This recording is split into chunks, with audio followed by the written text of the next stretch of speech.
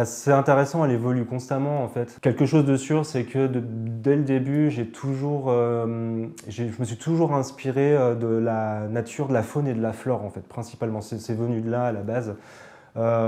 Sachant que j'avais un imaginaire, bon, je pense, j'espère avoir toujours un imaginaire un peu foisonnant.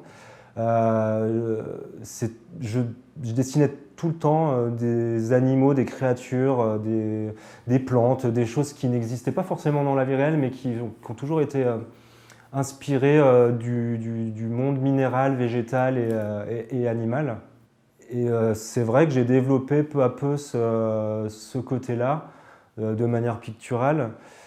Et en grandissant, évidemment, en acquérant un peu plus de maturité artistique et même de la maturité de vie, hein, tout simplement, j'ai commencé à poser des mots et à mettre des concepts un peu plus précis sur ces idées-là. Donc du coup, il y a toujours le côté minéral, le côté végétal, ce que j'appelle ce sont les trois règnes qui régissent le monde, sachant que je mets l'humain dans l'animal, hein. Et pour moi, ce sont trois directives qui sont essentielles et qui sont indissociables les unes des autres. Donc il y a toujours ce rapport-là dans mon travail d'essayer de représenter au niveau de la couleur des formes, mais aussi au niveau de l'agencement des formes que je peux faire.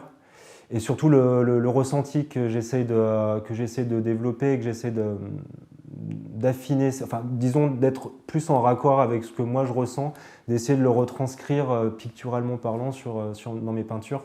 L'autre élément, le quatrième, même si l'humain pour moi fait partie du règne animal, il y a quand même l'être humain parce que je suis un être humain.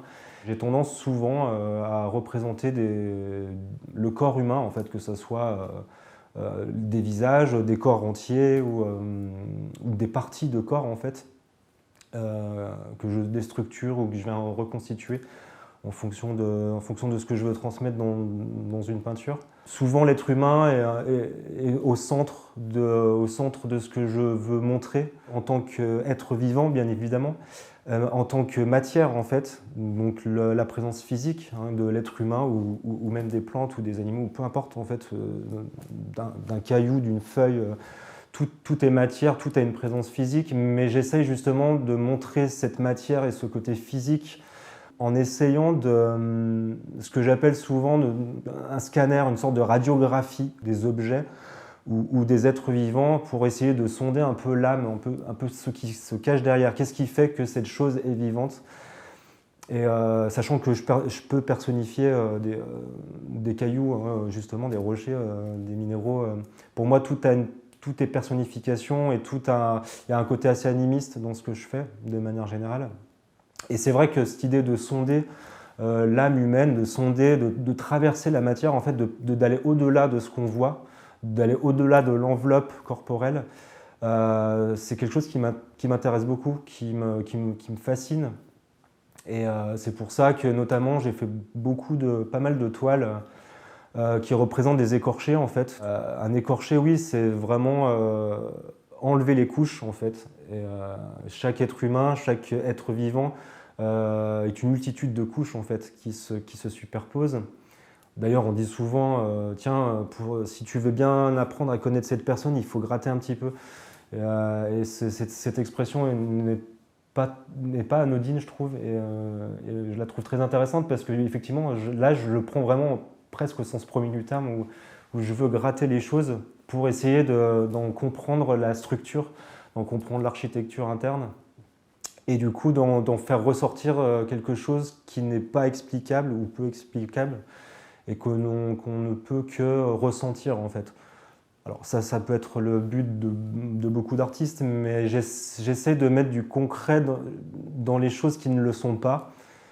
Et depuis tout petit, hein, depuis que je suis enfant, j'ai toujours cette idée-là, cette volonté-là de je veux apprendre, je veux connaître les choses, je veux savoir les choses, je veux savoir comment sont faites les choses.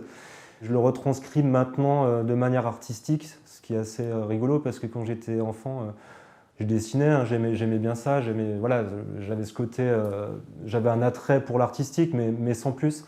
Et je me voyais, enfin, je me dessinais plus à une carrière scientifique ou dans l'histoire ou quelque chose de réellement concret en fait. Et finalement, c'est marrant, je prends ce qui m'intéresse et ce que j'avais comme passion étant enfant, et je le retranscris de manière artistique.